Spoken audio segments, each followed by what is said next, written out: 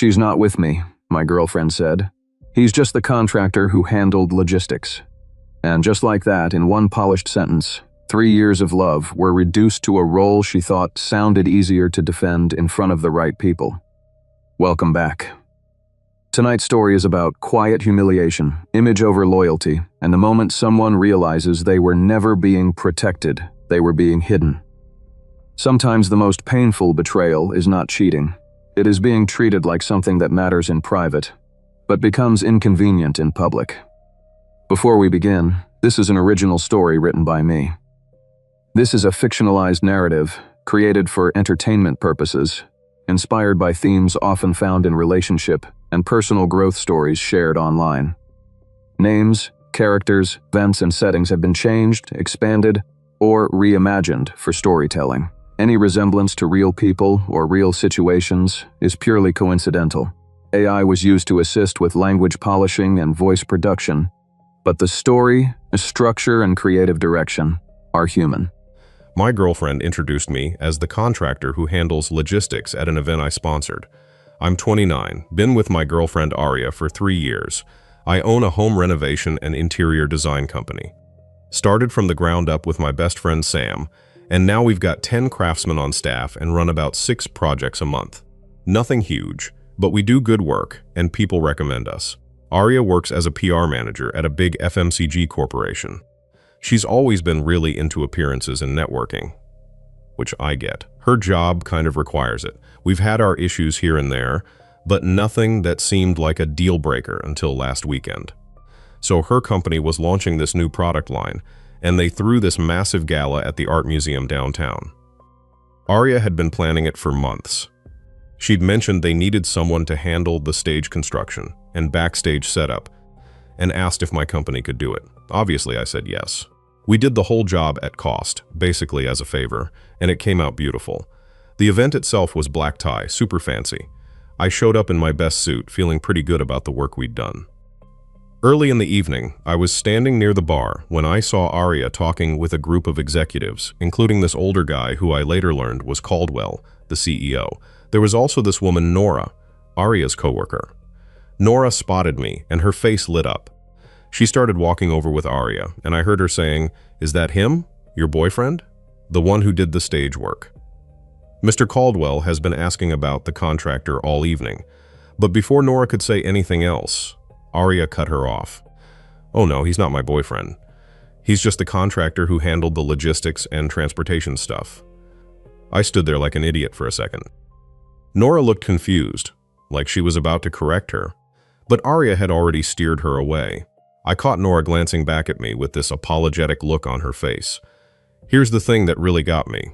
The after party that night was at this Sky Bar downtown. 3 weeks earlier, Aria had asked if I could cover it as an early birthday present to her. Said it would mean a lot for her career to host the team somewhere nice.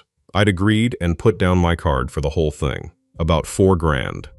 So I'm standing there at an event I partially sponsored, and my girlfriend of 3 years just introduced me like I was the guy who delivered the folding chairs.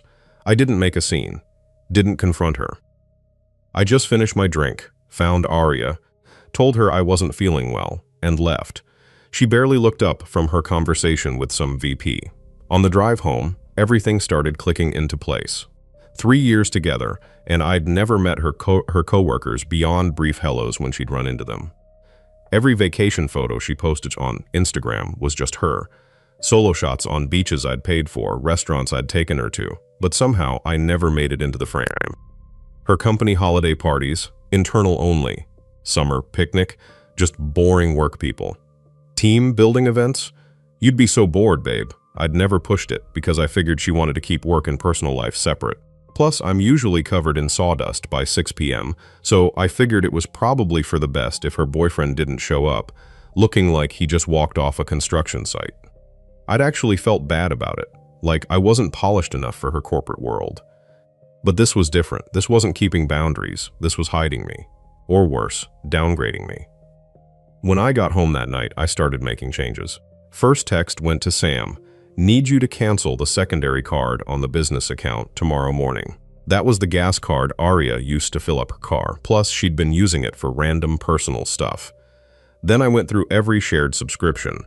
Netflix, Spotify, the gym membership I'd added her to, my car insurance where I'd put her as a driver on my truck. One by one, I either canceled her access or removed her entirely.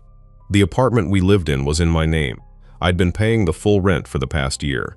I pulled up the lease. 2 months left on it. I wasn't angry, exactly. I was just done. Clear and cold. By the time Arya got home around 2 a.m., buzzing about how successful the event was, I'd already packed a bag. She didn't even notice it by the door. "Did you have fun tonight?" I asked. "Oh my God, yes. Caldwell himself said it was the best product launch we've ever done. Your guys did such a good job." "That's great. Hey, what did you tell people I do for work?" She paused, kicked off her heels. "What do you mean?" "At the event, when you introduced me." "Oh," she laughed, actually laughed. "I was just being modest, babe. You know how corporate people are. They get weird about contractors and vendors, as if my job was some kind of allergy they couldn't risk catching. So you thought telling people I wasn't your boyfriend and calling me the logistics guy was better." She waved her hand dismissively. "It's not that big of a deal, Liam. Don't be so sensitive." That was it. That was the moment I knew for sure. "I'm staying at Sam's for a while," I said. She looked at the bag by the door like she was just now seeing it. "Are you seriously making this into a thing?" It was one comment. It wasn't one comment. It was 3 years of you hiding me because I'm not a good enough accessory for your life. I left before she could respond. So now I'm at Sam's place, and honestly, I feel lighter than I have in months. But I also keep second-guessing myself. Am I overreacting? Was it really that bad? Or did I just throw away a 3-year relationship over a stupid comment? It's been 4 days since the gala. We met yesterday at this coffee shop halfway between Sam's place and our apartment. I got there early, tried to figure out what I actually wanted to say. I'd made a mental list of all the things that had been bothering me, but when Arya walked in looking tired and annoyed, the list didn't seem to matter anymore. She sat down without ordering anything. First words out of her mouth, "I talked to my therapist about this." She said, "You're being controlling." "I'm going to be real with you all," I almost laughed. Instead, I asked her to explain. "You cut off my access to everything without even discussing it with me. That's financial abuse, Liam. The Netflix account I pay for, the gym membership in my name, the secondary business card you used for personal stuff. We're in a relationship." That's what couples do. They share things. I took a breath. "Then why did you introduce me as the contractor who handled logistics?" "Oh my God, we're back to this. I told you I was just being modest. It was a joke to lighten the mood." "A joke?" I repeated the word flatly. "Yes, everyone there knows what contractors do. It wasn't a big deal." "Okay, so let me ask you something. I'd been thinking about this for days. If I was an architect who went to an Ivy League school, would you have made the same joke?" She went quiet, stared at her hands. That silence told me everything. "Would you have introduced me differently if I had an MBA? If I worked in finance? If I wore a suit to work instead of steel-toed boots?" Her voice grew quiet. "That's not fair. Answer the question." "You're twisting this into something it's not." "I'm asking a simple question, Arya. Would you have been embarrassed to introduce me properly if I had a different job?" She looked out the window. "It's complicated. You don't understand the pressure I'm under at work to maintain a certain image. My boss is very particular about the kind of people we associate with. Professional image matters in my industry." "So that's a yes." "You're putting words in my mouth." "No, I'm listening to what you're not saying." The conversation went in circles for another 20 minutes. She tried a few more angles, got angry, accused me of never really caring about her, said I was using this as an excuse because I'd probably been cheating. And then she brought up all the good times we'd had, the trips, the holidays with my family. She cried a little, which I think was genuine, but it didn't change anything. Finally, I told her straight. "I'm done. We're breaking up. I'll pay the last 2 months of rent on the lease like I'm supposed to, and then you'll need to figure out your own place. Everything in the apartment that's mine, I'll arrange to pick up next week. Everything else is yours to handle. You can't just decide that on your own." "I can, actually, and I am." I left cash for my coffee and walked out. Sam picked me up, and when we got back to his place, I changed all my passwords and blocked Arya on everything. Phone, social media, Email, except for Wasin's address I set up specifically for logistics about moving my stuff out. Clean break. But the real surprise came this morning. My phone rang from a number I didn't recognize. It was Nora. Remember her? The coworker from the Gala who tried to introduce me properly? She apologized for calling. Said she'd gotten my number from the vendor contact list at work. She wanted to let me know that things were getting messy at Aria's office. Apparently, word had spread about what happened at the Gala. When people found out that Aria had deliberately downplayed her boyfriend's role at he was actually a sponsor and contractor, it didn't sit well. Especially with Caldwell, who'd been really impressed with the stage work and had specifically asked to be introduced to me that night. Aria had told him I'd already left. Nora said a bunch of colleagues had been giving Aria the cold shoulder. The narrative Aria was trying to spin about me, being just a vendor, wasn't sticking because too many people had seen the receipts for the after party. Then Nora mentioned something that really surprised me. Caldwell had apparently asked Aria to take some time off to reassess her professional judgment. It wasn't a firing, but it wasn't nothing either. The way the company handled vendor relations and budget management reflected on the PR department, and Aria's choices at the Gala had raised questions about her decision-making. I thanked Nora for the heads up, but told her I didn't want to get involved in office politics. She said she understood, but wanted me to know that not everyone at the company thought what Aria did was okay. I also had the locks changed at the workshop. Aria had a key from when she used to meet me there sometimes, and I wasn't taking any chances. The apartment thing is going to be awkward, but I talked to the landlord and explained the situation. He was cool about it, said as long as the rent gets paid for the remaining 2 months, he doesn't care who's living there. Aria can stay through the end of the lease. After that, not my problem. It's been about 5 weeks since my last update. Some stuff has happened that I wanted to share with you guys. First, the work situation. I've been absolutely buried. We signed 2 new high-end kitchen projects right after the breakup, and they've been keeping me and the crew busy 6 days a week. About 3 weeks ago, I joined this 10K running group with Sam. I'm not a runner at all, but Sam suggested it might be good to do something that's not work-related. Clear my head, meet some new people. Second week in, we were all standing around after the run, and I saw this familiar face. It was Nora. She was there managing a booth for some charity thing, and when she saw me, her face lit up. We ended up talking for like an hour. She asked how I was doing, and I gave her the honest version. Busy, tired, but better. She told me a bit more about what had been happening at Aria's company. Apparently there was some internal review about how the Gala was managed, and Aria's name came up for how she handled vendor relations and budget transparency. The after-party bill raised some eyebrows when people found out it was on a personal card rather than processed through official channels. I didn't ask for details, and Nora didn't offer much more. She switched topics pretty quick, started asking about my work instead, and she was genuinely interested, not just making small talk. Before we left, she mentioned her friend group was having a board game night that Friday and asked if I wanted to come. Said it was super casual, just some teachers and market folks from different companies, nobody from her office. I almost said no, but Sam overheard and basically forced me to say yes, so I went. Best decision I've made in a while. The group was maybe 8 people in this cozy apartment in the arts district. They were playing this game where you build medieval castles or something. I didn't totally get it. But nobody cared that I sucked at it. Nobody made any comments about my work boots or the fact that I had sawdust in my hair because I'd come straight from the workshop. Instead, they asked me how long it takes to install a custom kitchen. A guy who does marketing for a tech company was fascinated by the business side of contracting and how we calculate bids. Nora was watching me from across the table at one point, and when I caught her eye, she smiled. A warm smile that made me feel like I belonged there. We stayed until almost midnight. I haven't laughed that hard in months. Nora walked me out to my truck. "You should come next week," she said. "We're doing a horror game theme for Halloween. Very dramatic, lots of fake screaming." "I'll think about it," I said. "You're going to come," she said, grinning. I can tell. She was right. I went the next week too, and the week after that. Around week 4 of game nights, something else happened. I got a call from a number I didn't recognize while I was driving over. Is this Liam? The voice was older, authoritative. This is Richard Caldwell. I'm the CEO at Aria's company. Do you have a minute? I pulled over into a parking lot. Sure.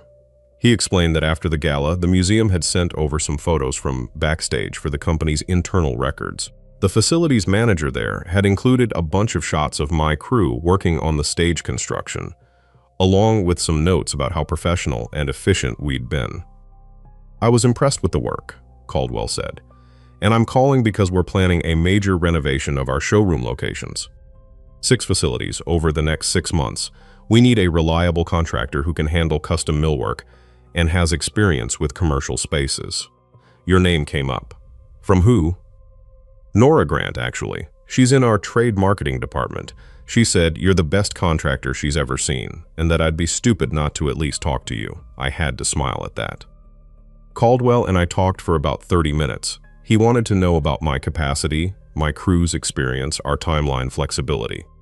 I was honest with him. We'd need to bring on more people to handle 6 locations in 6 months, but it was doable if we could phase the project strategically.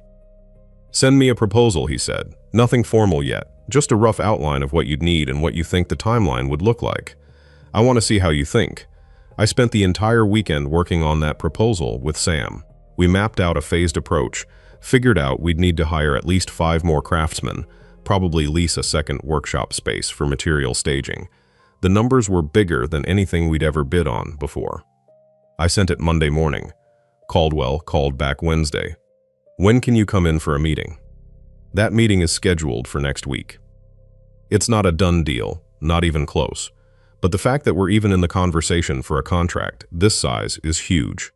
And it's happening because Nora put my name forward, because she'd been paying attention at those game nights when I talked about work, and she remembered enough detail to vouch for me to her CEO. I don't even have words for how that feels. Last Friday at game night, I pulled Nora aside. I thanked her for talking to Caldwell. You earned it, she said. I just told him the truth. Still, you didn't have to do that. I know. She paused, looked down at her drink. Can I tell you something? Sure. That night at the gala, when Aria introduced you that way, I was so angry I almost said something right there. I'd seen the work you did on that stage. I'd watched your crew for weeks being professional and creative and solving problems on the fly, and then to hear her minimize it like that? She shook her head. It wasn't right. Thank you for saying that. You deserve to be with someone who's proud of you, Liam. We stood there for us in this comfortable silence. Then someone yelled for us to come back because they were starting the next game. I don't know where things are going with Nora. Maybe nowhere. We're friends right now, and that's enough. But for the first time in a long time, I feel like I'm around someone who sees me, the real me, sawdust and all. The meeting with Caldwell went better than I could have imagined. Sam and I spent 3 hours in that conference room going over timelines, materials, cost projections. At the end of it, Caldwell stood up, shook both our hands, and said his legal team would be in touch about the MOU, Memorandum of Understanding. The contract came through 2 weeks later. 7 figures. Low 7 figures, but still. The biggest deal we've ever signed. We hired 5 new craftsmen like we'd planned, leased a second workshop space on the industrial side of town, upgraded our equipment. This is the kind of growth that takes most small businesses 5 years to achieve. We're doing it in 6 months. It's terrifying and exhilarating at the same time. Here's the part that's going to make some of you roll your eyes, but I don't care. I'm going to tell you anyway. About 2 months after we signed the contract, I asked Nora out on an actual date. She said yes, but she had one condition. We keep respecting each other's work as rule number 1. Always. Deal? Deal. We've been dating officially for 4 months now. It's different than what I had with Aria in every way that matters. Nora asks about my projects and actually remembers the details. She helped us optimize the customer flow for the first showroom design, pro bono, because she's genuinely good at understanding how people move through retail spaces. She comes to the workshop sometimes just to watch us work, and she doesn't complain about the noise or the sawdust. Last week, she posted a photo of us on Instagram. We're standing in front of the partially completed first showroom, and the caption just says, "Progress on all fronts." It's not a fancy photo. I'm literally in my work clothes with wood shavings stuck to my jeans. But I'm in the photo. I exist in her world. That shouldn't feel revolutionary, but it does. Now for the part you're all probably wondering about, Aria. About 3 weeks ago, she showed up at the workshop. Just walked right in while I was working. "Liam," she said, "can we talk?" I led her outside to the parking lot, away from my crew. Whatever this was, I didn't need witnesses. "I heard about your contract with Caldwell," she said. "That's amazing. Congratulations." "Thank you." I've been doing a lot of thinking, and I realize now that I cut her off. "Aria, why are you here?" She paused. "I wanted to apologize. Really apologize. I was wrong. The way I treated you was wrong. And I think I might have sabotaged the best thing in my life because I was too worried about what other people thought." I appreciated the words. I did, but they felt about 6 months too late. "I also wanted you to know," she continued, "that the reason you got that opportunity was partly because of the connections from that night. I created that opportunity for you." And there it was. The real reason she'd come. "No," I said. "The opportunity came from the work my crew did. It came from the museum's recommendation and from Nora vouching for me. You didn't create anything that night except a reason to end a relationship that wasn't working." "That's not fair. If I hadn't gotten you involved in that gala, I would have gotten involved in something else. This is what I do, Aria. Your event didn't make me good at my job." She stared at me for a long moment. "You're different. I'm the same. I just stopped apologizing for it." She left after that. I haven't heard from her since. Yesterday was the grand opening for the first showroom. Caldwell was there, along with half his executive team. The space looks incredible. Natural light, custom woodwork throughout, display cases that we built specifically to highlight their products. At the opening, Caldwell pulled me aside. "You know, there was some concern initially about bringing you on for this project. Some people thought you might be too small scale for what we needed. But I'm glad I trusted my gut. This is exactly what we wanted." "Who had concerns?" I asked, though I could guess. He just smiled. "Doesn't matter now." Through the window of the showroom, I saw Aria standing across the street. She was just standing there, watching. Our eyes met for a second, and then she turned and walked away. Nobody else saw her. She was just another person on the street, and for the first time, that didn't make me sad. Nora squeezed my hand. "You okay?" "Yeah," I said. "I really am. We've got 5 more showrooms to build. We've got projects lined up through next year. Sam and I are talking about maybe opening a 3rd location focused specifically on commercial work. I'm dating someone who thinks the most attractive thing about me is that I can explain the difference between mortise and tenon joints and actually get excited about it. I'm building a life that fits me, not one that fits someone else's Pinterest board. That's better than okay. That's actually pretty damn good." Thank you all for following this journey. Time to focus on the future. And that's where this story ends. My opinion? Aria's real mistake was not just that one introduction at the gala. It was the mindset behind it. She did not simply fail to defend the man she loved. She tried to make him smaller, so he would fit the image she wanted to sell. And once that happens, the relationship is already rotting from the inside. What makes this story satisfying is that Liam did not need revenge to prove his worth. He just stopped standing in places where he had to apologize for who he was. The moment he left, life started opening in the exact places where he had once been made to feel not enough. And I think that is the lesson here. Never stay with someone who is proud of your effort in private, but ashamed of your identity in public. The right person does not edit you down to make themselves look better. They do not hide your name, your work, or your place in their life. They stand beside it proudly. So what do you think? Was Liam right to walk away the moment he understood the pattern? Or should he have tried one more time to fix it? Thanks for being here, and I'll see you in the next story.